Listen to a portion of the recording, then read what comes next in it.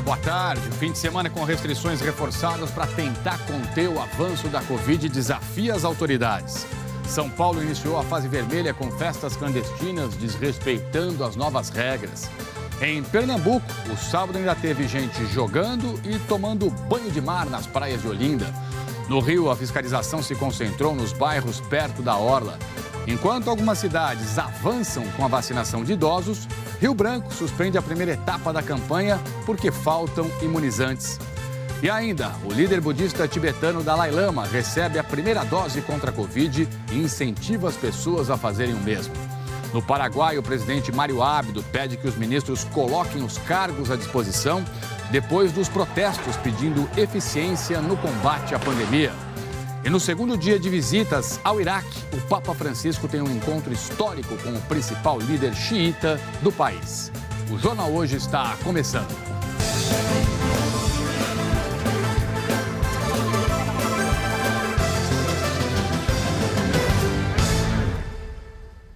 O estado de São Paulo voltou hoje para a fase mais restritiva da pandemia para tentar conter a circulação do vírus da Covid-19.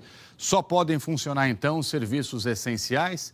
Só que nessa primeira madrugada, só aqui na capital paulista, a Vigilância Sanitária do Estado autuou pelo menos 43 estabelecimentos. A meia-noite marcava o início da batalha contra o pior momento da pandemia até aqui. Mas no lugar do recolhimento imposto pelo início da fase vermelha em todo o estado, a fiscalização encontrou muito desrespeito. A festa clandestina com cerca de 200 pessoas na zona leste da capital foi encerrada pela polícia. O organizador e os participantes foram levados para a delegacia. Na região da Rua Augusta, a boemia não cedeu ao bom senso. Eram muitos os grupos reunidos perto de bares e lojas de bebidas. Só nos pontos onde a polícia se concentrava, as medidas eram cumpridas. E a regra é clara.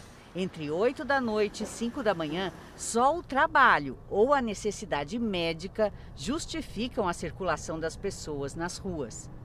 Mas a alguns quilômetros dali, mais bares cheios na Zona Norte. É fundamental que não só as medidas que foram definidas e orientadas pelo governo funcionem, mas é fundamental que a população entenda e colabore. A lotação dos hospitais justificam medidas mais duras. Entre os estaduais, 19 estão sem nenhum leito vago de UTI. É a mesma situação em vários hospitais particulares. A gente está tendo que tomar decisões que são dilacerantes para o profissional da área da saúde, que são decisões onde você tem que escolher para quem que você vai dar a vaga, né? E a impressão que dá é que a gente está diante de um tsunami e tentando segurar com um rodinho. Mas se de um lado existe desrespeito às regras, de outro existe também a compreensão de que o sacrifício e o recolhimento agora são fundamentais para que o futuro, sem a transmissão desenfreada do coronavírus, chegue mais rápido. A dona do ponto de comida brasileira na Zona Oeste de São Paulo vai ter que voltar a fazer apenas entregas na porta ou na casa dos fregueses. Clientes dentro de restaurantes e padarias estão proibidos e os bares não podem abrir na fase vermelha, em que só serviços essenciais podem funcionar. Ela poderia estar revoltada com o prejuízo, mas prefere se manter solidária e parceira na luta pela saúde. É difícil, mas é necessário. A gente sabe que está numa situação pior do que o ano passado. Essa medida não tinha como ser diferente. Um pequeno empresário sofre. Mas a única salvação que a gente vê é a vacina. E como no caso dela, hoje de manhã deu para ver que o comércio não essencial ficou de portas fechadas em várias regiões da cidade. A Prefeitura de São José dos Campos conseguiu uma decisão na Justiça para não respeitar a fase mais restritiva no estado. Contrariando especialistas, o desembargador do Tribunal de Justiça de São Paulo, Jefferson Moreira de Carvalho, autorizou a cidade a liberar o funcionamento do comércio.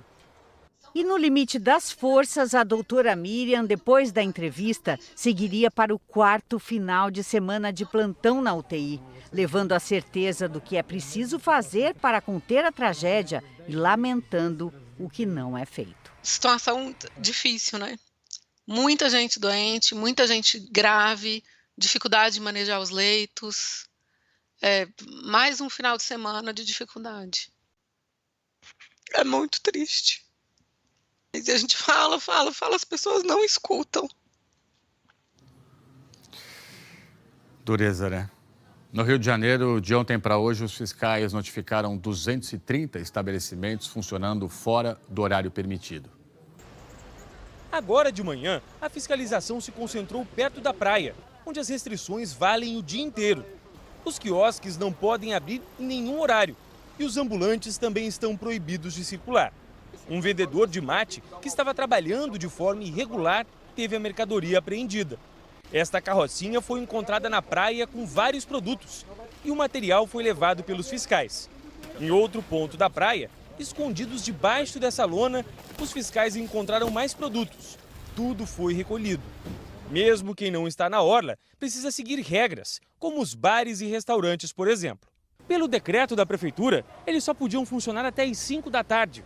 Mas ontem à noite, a associação que representa o setor conseguiu uma liminar na justiça. E agora podem abrir até às 8 da noite, mesmo horário do comércio em geral. Todos têm que respeitar o limite máximo de 40% da capacidade. Depois das 8, eles devem ficar fechados, mas podem fazer entregas. Só que ontem à noite, o decreto da prefeitura passou batido em alguns pontos da cidade. Esse restaurante na Zona Norte continuou recebendo os clientes mesmo depois do horário permitido e ficou cheio. Na Zona Sul, em Copacabana, esse restaurante, que também estava funcionando fora do horário, foi interditado e recebeu uma multa de R$ 3.100. Ainda em Copacabana, os responsáveis por esse restaurante fecharam as portas, mas os agentes mandaram abrir e encontraram dezenas de clientes lá dentro. O restaurante também foi interditado e multado. Infelizmente, ainda existem estabelecimentos e pessoas, comerciantes, descumprindo o decreto, né? E a prefeitura está nas ruas desde cedo. Nós ocupamos preventiva e antecipadamente algumas regiões, mas que sempre foram pontos focais de aglomeração. A gente vem percebendo esse apoio da população, essa consciência da população, que isso se mantenha para que a gente possa tão logo, né, tão breve, voltarmos ao mínimo de normalidade. Mas os problemas continuam nos transportes públicos. Por causa dos novos horários, quase todo mundo saiu do trabalho ao mesmo tempo. Olha a quantidade de passageiros nesse terminal de ônibus na Zona Oeste. Se a ideia era evitar aglomerações, a imagem revela como o desafio ainda é grande. Tem que ter mais ônibus ou tem que escalonar a saída das pessoas, né? E hoje cedo a Prefeitura do Rio entrou com um recurso para suspender a liminar que estendeu o funcionamento de bares e restaurantes da cidade. Fala agora de Belo Horizonte. Também começa a valer hoje o fechamento dos serviços não essenciais. Vamos ao vivo com o Danilo Girundi, ele tem todos os detalhes. Danilo, bem-vindo, uma boa tarde aqui para você. A restrição começa então daqui a pouco, 2 da tarde, pelo horário de Brasília, né? E é por tempo indeterminado, Trali. Boa tarde a todos. A Prefeitura de Belo Horizonte fecha a cidade pela 4ª vez para tentar conter o avanço da pandemia. Depois das 2 da tarde, só o que é considerado pela Prefeitura como essencial vai funcionar. Padarias, supermercados, postos de gasolina, por exemplo.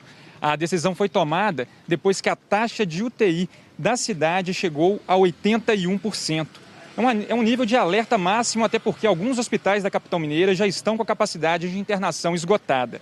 O índice de transmissão também preocupa, está em 1,16, ou seja, cada 100 pessoas infectadas podem contaminar outras 116. Segundo o secretário de Saúde de Belo Horizonte, a situação da pandemia mudou de patamar. Ele disse que no ano passado não houve demanda por internação pediátrica aqui em BH, mas hoje 4 crianças, a mais velha com 6 anos de idade, estão com suspeita de Covid à espera de internação. Hoje, BH tem mais de 115 mil infectados e quase 3 mil mortes confirmadas. A fiscalização, segundo a Prefeitura, vai ser reforçada para tentar conter a desobediência. Quem desrespeitar as regras do decreto pode pagar multa de até R$ 18.359,66. Trali.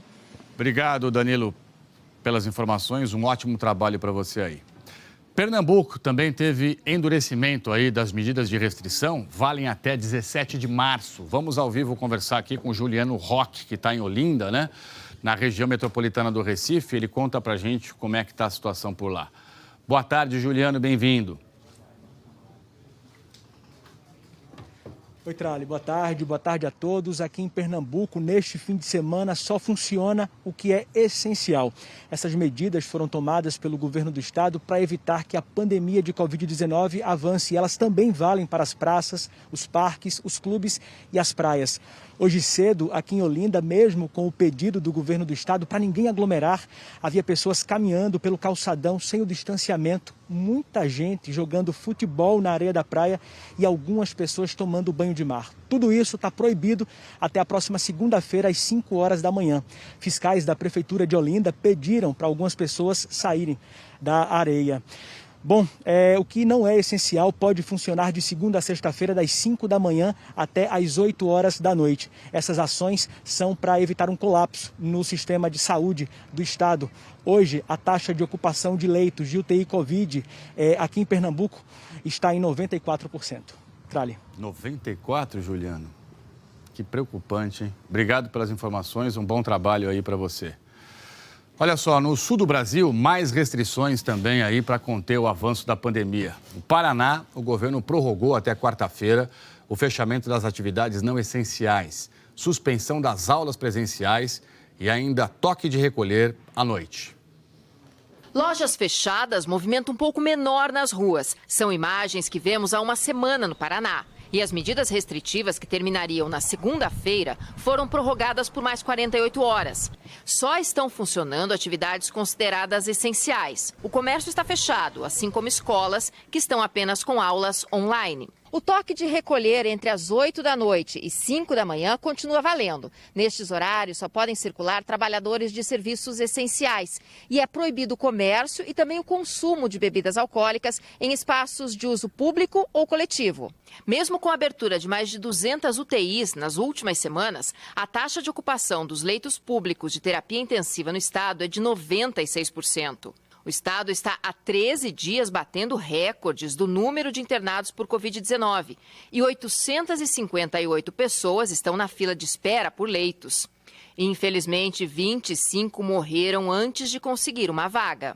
Trabalhando na UTI, a gente percebe que se acontece uma alta do paciente em um leito ou um óbito, em menos de uma hora essa vaga é preenchida novamente. A gente trabalha com o telefone que não para de tocar. Né? Às vezes é necessário que nós internemos pacientes na enfermaria, pacientes que deveriam estar na UTI. O estado planeja começar na quarta-feira uma flexibilização das medidas restritivas. Comércio de rua, shoppings e academias vão poder abrir com horário reduzido. Restaurantes, escolas e igrejas vão poder funcionar com limites de ocupação. Para esta infectologista, o momento ainda não é de flexibilizar as restrições. Essa flexibilização é precoce e pode colocar em risco esse período aí anterior. Então, nós deveríamos ainda ter esse cuidado ampliado para que, com mais segurança, a gente possa ir voltando às atividades. O governo do Paraná informou que acredita que os efeitos dessas restrições devem começar a aparecer aí dentro de 15 dias ou em até 15 dias. Em Santa Catarina, pelo segundo fim de semana seguido, apenas serviços essenciais estão liberados para funcionar. Vamos então até Florianópolis saber como é que está a situação com a repórter Eveline Pôncio. Eveline, bem-vinda e boa tarde. Oi, Trali, boa tarde. Olha, aqui em Santa Catarina, todas as regiões estão no nível gravíssimo para contaminação da Covid-19. E essas novas medidas, pelo segundo fim de semana consecutivo, começaram a valer a partir das 11 horas da noite de ontem. Comércio de rua, shoppings estão fechados, só os serviços essenciais funcionam por aqui. Bares e restaurantes estão só com o serviço de entrega e as nossas praias, parques e também praças estão com a circulação proibida. Essas medidas valem até segunda-feira às 6 horas da manhã. manhã. Ontem à noite, fiscais vistoriaram estabelecimentos aqui na capital, em Florianópolis, para verificar o cumprimento dessas medidas e não foram registradas autuações. Em todo o estado de Santa Catarina, uma informação que chama a atenção neste momento, nós temos só 3 leitos de UTI Covid adulto pelo SUS à disposição. E a fila de espera chega a 291 pacientes. Por conta da falta de leitos por aqui, hoje pela manhã, 2 pacientes foram transferidos para o Espírito Santo. Eles devem chegar lá à tarde. Ao longo da semana, já foram 4 pacientes transferidos de Santa Catarina para UTIs no Espírito Santo. O estado já tem 7.800 mortos por conta da pandemia. Trali. Obrigado, Eveline. Vai ficando cada vez mais difícil, infelizmente, conseguir fazer transferência, de pacientes entre os estados, porque os estados, no geral, estão ficando muito complicados já com a capacidade de leitos de UTI. Bom trabalho para você. No Rio Grande do Sul, o governo endureceu as medidas da chamada bandeira preta. A partir de segunda-feira, então, supermercados ficarão proibidos de vender qualquer produto que não seja considerado essencial, como eletrônicos, por exemplo. Vamos ao vivo com a repórter Fernanda Carvalho, que está no litoral do estado e tem todos os detalhes aqui para a gente. Bem-vinda e uma boa tarde para você, Fernanda. Boa tarde, Trali. Boa tarde a todos. Pois é, essa medida aí ela foi tomada, para que se evite aí a circulação de pessoas e também para não ser injusto com aqueles lojistas que já estão com as portas fechadas. Então, a partir de segunda-feira, itens como roupas e eletrônicos só podem ser vendidos então por telefone ou pela internet. Aqui no litoral norte, onde a gente está agora, a Associação de Municípios endureceu ainda mais as regras. As prefeituras decretaram aí o fechamento total das atividades da 0 hora deste sábado até às 5 da manhã de segunda-feira. Os postos de combustíveis, eles podem ficar abertos, mas farmácias e supermercados funcionam só com teleentrega. O governo do estado anunciou, inclusive, que vai aplicar multa para quem descumprir as regras sanitárias, como o uso incorreto de máscara, por exemplo, e essa multa pode chegar a R$4.000. A taxa de ocupação de leitos de UTI aqui no estado já passam de 100% desde terça-feira. Trali. Superlotação, então. Obrigado, Fernanda. Bom trabalho aí para você. No Pará, o governo do estado intensifica a fiscalização do toque de recolher enquanto corre para abrir novos leitos de UTI. Quem desobedecer às regras pode ser multado. Nas ruas de todo o estado, os agentes de segurança fecharam 17 locais que não podem abrir e advertiram donos de estabelecimentos que insistem em desrespeitar o toque de recolher entre as 10 da noite e 5 da manhã. Mas hoje, ninguém foi multado. O Pará registrou mais de 1.200 casos nas últimas 24 horas. Nós temos que continuar seguindo com as medidas de restrição.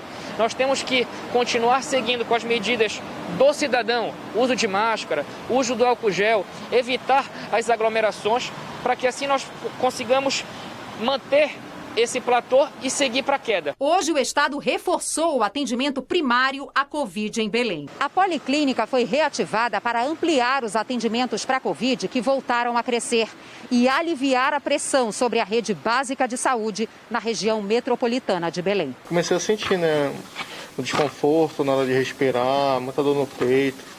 E aí deu febre também, aí eu vim procurar atendimento aqui. A unidade vai funcionar de domingo a domingo e deve fazer 600 consultas por dia. Ontem, a taxa de ocupação de leitos de UTI estaduais para Covid superou os 90%. Para evitar um colapso, o governo começou a instalar novas vagas nos hospitais. Mais 234 leitos clínicos e de UTI serão criados até semana que vem. Pacientes contaminados seguem ocupando mais de 70% das unidades de UTI na rede pública. Lamentavelmente, todos nós imaginávamos e desejávamos que com a primeira onda isto tivesse passado. Lamentavelmente, o mundo vive uma segunda onda e nós temos que ter a consciência da necessidade de um esforço ainda maior.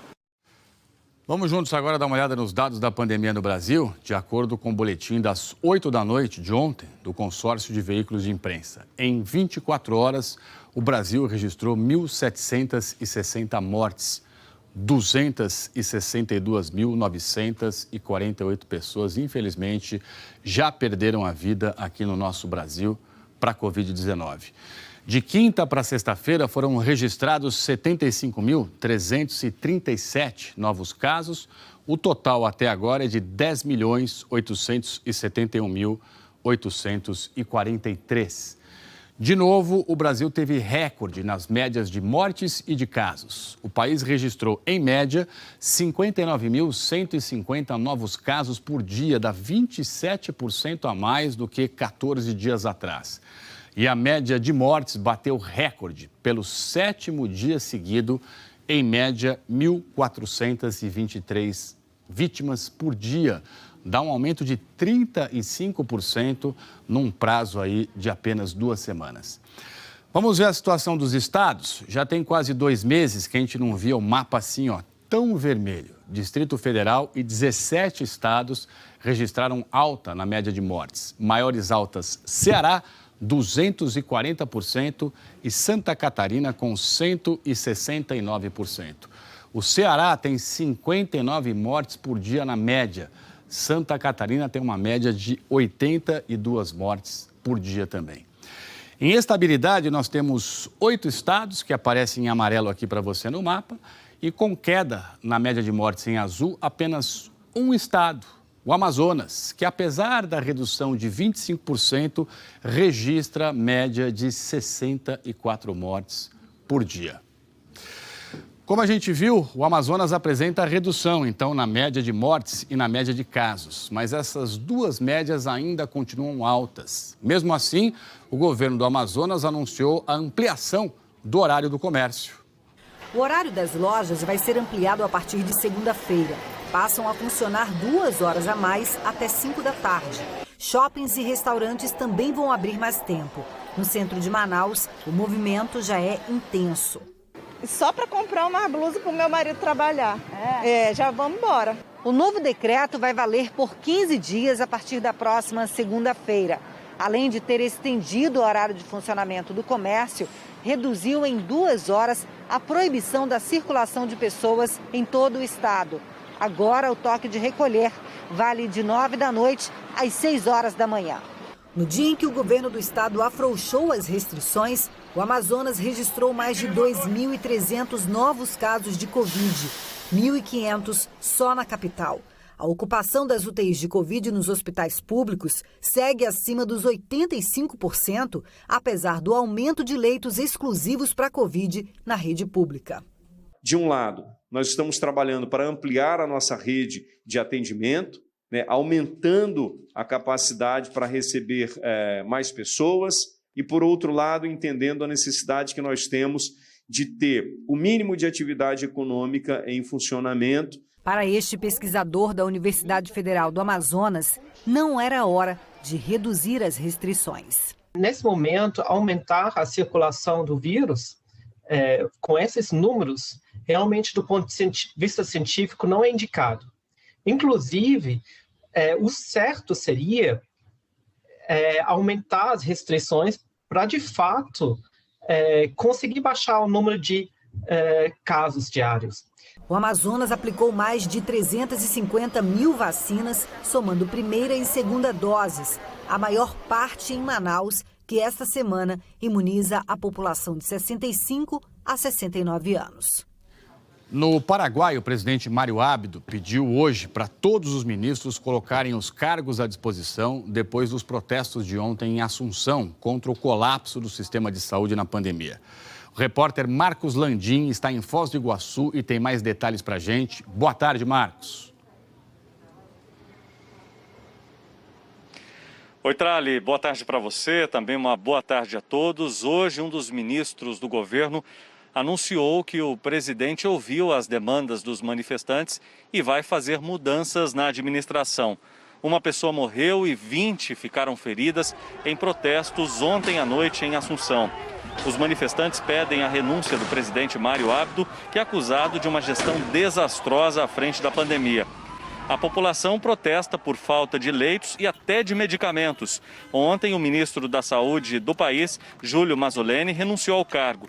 Em Cidade do Leste, na fronteira do Brasil com o Paraguai, a saúde entrou em colapso. Praticamente todos os leitos de UTI e enfermaria estão ocupados. paraguaios e brasileiros que vivem no Paraguai estão cruzando a fronteira para tentar buscar atendimento aqui em Foz do Iguaçu, que também está com as UTIs lotadas. O Paraguai está batendo recordes de Covid, de casos de Covid praticamente todos os dias, e menos de 0,1% da população do Paraguai já foi imunizada, Trali. Obrigado, Marcos. Bom trabalho para você aí. No segundo dia da visita histórica ao Iraque, o Papa Francisco encontrou com o principal líder muçulmano xiita do país. Um passo importante no diálogo entre as religiões. E Francisco ainda pode se tornar um interlocutor de prestígio entre as duas correntes islâmicas, xiita e sunita. Hoje, no Iraque, aconteceu o primeiro grande encontro do Papa com a comunidade xiita, que é maioria no Iraque e também no vizinho Irã. O grande Ayatollah Ali al-Sistani, maior autoridade xiita dentro e fora do Iraque, recebeu Francisco em Najaf, cidade sagrada dos muçulmanos. O porta-voz do Vaticano, Matteo Bruni, informou que Francisco reforçou a importância da colaboração e da amizade entre as diferentes religiões. A fé que antes dividia pode unir, disse Francisco. A iniciativa de aproximar católicos e muçulmanos começou mais fortemente com João Paulo II. No governo de Bento XVI, o mundo islâmico entrou em tensão com o Vaticano. O Papa Francisco soube interpretar a preocupação dos muçulmanos de não serem identificados com os terroristas e construiu boas relações com a corrente sunita. O Papa agradeceu o Ayatollah por defender os mais frágeis e perseguidos, a sacralidade da vida humana e a unidade do povo iraquiano. Al-Sistani, de 90 anos, é um líder que, como Francisco, respeita todas as crenças. Ele exerce enorme influência sobre a política. Seus decretos mandaram às urnas os iraquianos pela primeira vez em 2005 e reuniram centenas de milhares de homens para lutar contra o Estado Islâmico em 2014. Outra etapa da viagem nunca vivida antes por um sumo pontífice. Francisco visitou a cidade de Ur, que a Bíblia indica como o lugar do nascimento de Abraão. No encontro com representantes de várias religiões, Francisco pediu que os líderes religiosos muçulmanos e cristãos do Iraque deixem de lado as animosidades e trabalhem juntos pela paz e unidade. Ao visitar a cidade de onde partiu Abraão para a missão que une os destinos de judeus, cristãos e muçulmanos, hoje o líder católico se aproximou também do povo de Israel. O patriarca Abraão serviu de modelo para a identidade dos judeus. Obrigado, Ilse. E ainda hoje, as mulheres do Recife que estão garantindo renda com a reciclagem de plástico. E a seguir, imunização de idosos avança em algumas cidades, mas foi suspensa em Rio Branco por falta de vacina. O Dalai Lama é vacinado contra a Covid. Voltamos já já com tudo isso e muito mais para você.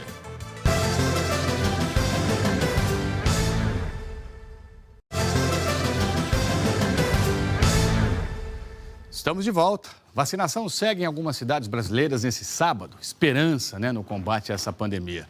Em Belo Horizonte, a imunização foi organizada com hora marcada na maioria dos postos e pela primeira vez teve reforço de drive-thru.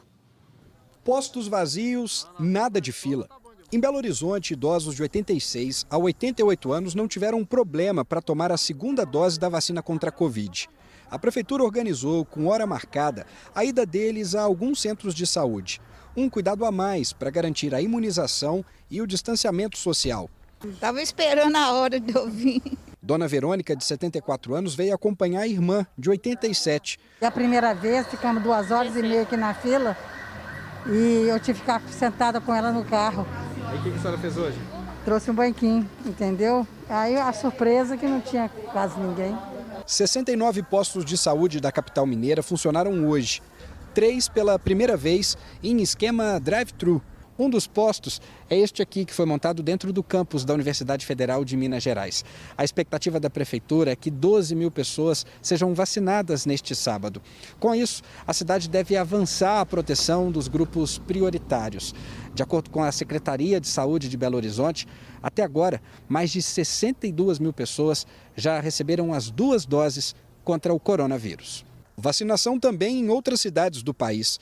Em São Paulo, pela manhã, o movimento foi tranquilo nos locais de vacinação que recebem idosos com mais de 77 anos.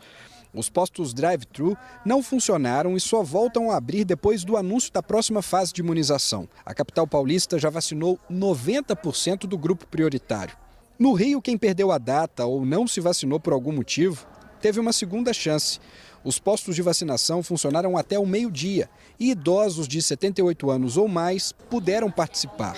Em Olinda, o sábado também teve plantão para vacinar idosos a partir de 78 anos. Em Salvador, 15 postos abriram para aplicar a primeira dose da vacina nos idosos a partir de 78 anos.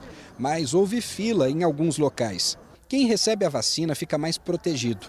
Mas como a batalha contra o coronavírus continua até que toda a população esteja vacinada, é preciso manter aqueles cuidados básicos. Mantenham as medidas de segurança, o uso da máscara é essencial, a higiene das mãos, o próprio distanciamento, evitar as aglomerações. O seu Jorge, de 87 anos, tomou a segunda dose da vacina e ficou muito animado. A esperança dele é a mesma de milhões de brasileiros. Imunizar que a gente fica livre dessa pandemia e ver se esse troço passa o mais rápido possível. Então vai sair daqui hoje com a felicidade mais completa, né? É claro. Coisa boa que é ver essas imagens, né? Em Rio Branco, olha só, a Secretaria de Saúde anunciou hoje cedo que suspendeu a primeira dose da vacina contra a Covid-19 na capital acreana. Essa etapa vai ficar suspensa até que a cidade receba um novo lote de imunizante. Segundo dados divulgados pela Secretaria, Rio Branco recebeu um total de 19.370 doses de vacina e 16.770 foram aplicadas. As doses que sobraram são destinadas para os trabalhadores de saúde, que continuam sendo vacinados.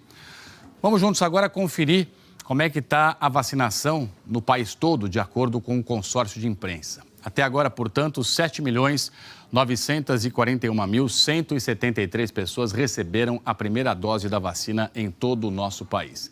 Na quinta-feira, os vacinados eram 7.671.525. Total de vacinados com a primeira dose corresponde a 3,75% de toda a nossa população.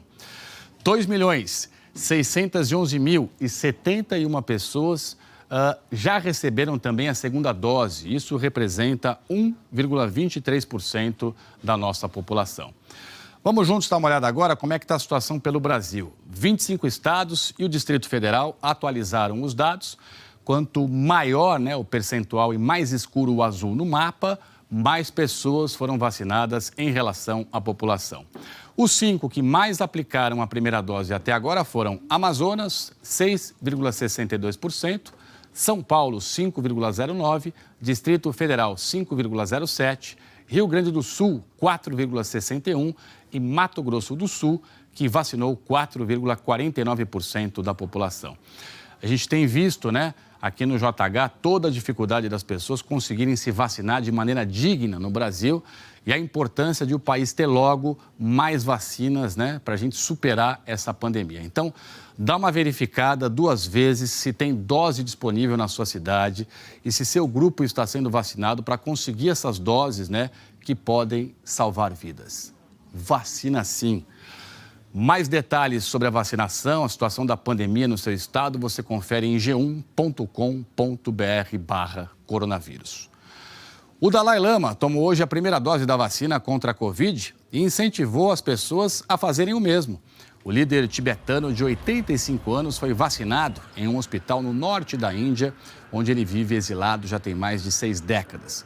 Dalai Lama diz que a vacina é muito importante porque ajuda a prevenir problemas sérios e serve para o benefício de todos. E não perca a seguir, Helena Marques aqui comigo com a previsão do tempo e como a reciclagem de lixo trouxe renda e autonomia para mulheres do Recife.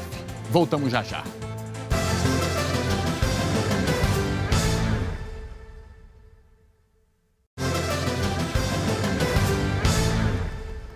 Estamos de volta, muito obrigado aqui pela sua companhia. Helena Marques, boa tarde, bem-vinda. Obrigada, Trali, boa tarde para você, boa tarde a todos. Olha, o sábado começou chuvoso aqui em São Paulo e fechado também lá no Rio de Janeiro. E tem previsão de mais chuva nas duas capitais, com máximas de 25 graus aqui em São Paulo e de 30 no Rio. Muita chuva também no litoral e no interior paulista, passando aqui pelo centro-sul de Minas e por outras regiões fluminenses. Uma frente fria se formou. E em Belo Horizonte a expectativa também é de uma boa chuva, ainda que nesse momento as nuvens estejam começando ali. Olha, a máxima de 29 graus em BH. E as outras regiões, Eli? Bom, outras regiões. Olha, o ciclone extratropical está mais afastado. Por isso, grande parte do Rio Grande do Sul está sem previsão de chuva, inclusive Porto Alegre. Mas ainda pode ter pancadas de chuva do norte gaúcho até Mato Grosso do Sul. Curitiba, Campo Grande e Goiânia estão no caminho aí dessa chuva mais intensa. E pancadas de chuva também aqui por Mato Grosso, a região norte e entre Maranhão e o Ceará por causa da zona de convergência intertropical. Já de Natal a Maceió, chuva passageira e nada de chuva do sertão da Paraíba até o norte do Espírito Santo. E só 3 capitais terão tempo firme o dia todo: Aracaju, Salvador e Porto Alegre. Em Salvador, máxima de 32 graus, em Recife é pouquinha chuva. Agora, Fortaleza, Teresina e São Luís podem ter mais chuva hoje. Mais chuva também em Belém, Macapá, Palmas, Rio Branco e Porto Velho. Trali. Eita!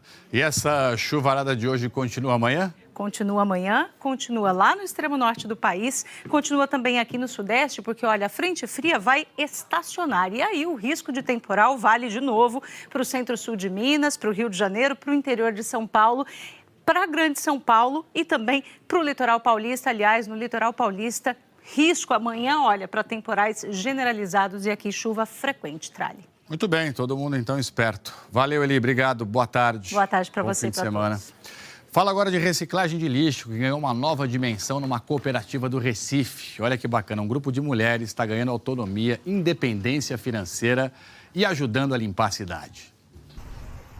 O lixo que transborda dos canais do Recife, quem diria, se transformou numa alternativa de renda. A solução para o grave problema ambiental passa pela cooperativa Palha de Arroz, formada por 15 mulheres que trabalham com reciclagem. Estamos lutando para limpar o meio ambiente e também trazer renda para a gente, né? Que traga renda para a gente poder sustentar a nossa família. Mais do que separar o plástico para vender, essas mulheres aprenderam a dar um novo destino ao material. Elas fizeram treinamento para operar 2 máquinas de reciclagem cedidas pela Prefeitura do Recife. A primeira tritura o plástico. Os flocos que saem dela alimentam a segunda máquina, onde o plástico ganha a forma de macarrão, mais fácil de moldar. Daí é só soltar a imaginação para produzir diferentes objetos. Lixeiras, fruteiras, vasinhas para colocar plantas, saboneteira, porta-treco, ponzeiras, cestos que podem ser utilizados para colocar brinquedos, roupas. A inovação trouxe um ganho e tanto para as mulheres da cooperativa. Presta atenção nesse exemplo. 1 quilo de plástico embalado assim para reciclagem chega a R$ 1,80. Essa mesma quantidade de plástico, transformada em 2 lixeiras como essa daqui, pode render até R$ 50. E a satisfação para as mulheres que descobriram um novo ofício, isso não tem preço. Ana Cláudia está feliz da vida depois que passou a operar a máquina da reciclagem. Faz um produto que a gente vai vender da minha própria reciclagem. Eu achei ótimo, é o emprego do futuro mais ainda. Elas moldam o plástico como quem tece uma renda. E assim, as recicladoras se reinventam como profissionais e cidadãs. Elas estão mostrando que é possível, que inovação. Ela tem a ver com você sonhar com aquilo que parecia ser impossível e fazer virar realidade. Que é ter uma solução para esse grande desafio urbano que é o lixo plástico. E por aqui elas continuam empreendendo. Criaram uma loja virtual onde oferecem os produtos. E além de estarem ajudando as mulheres da Palha de Arroz, que somos só mulheres, está levando um produto duradouro, bonito e de muita utilidade. Parabéns, que demais. E hoje é dia de estreia, o Novo Se Joga começa logo mais às 3h15 da tarde e a Fernanda Gentil é quem vai contar para vocês daqui a pouquinho tudo o que preparou para essa estreia, tá bom? Fique ligado. O Jornal Hoje termina aqui. Você acompanha outras notícias no Jornal Nacional e para rever nossas reportagens, basta dar um pulinho no Globoplay. Muito obrigado pela sua companhia. Fique em paz. Tenha um excelente fim de semana.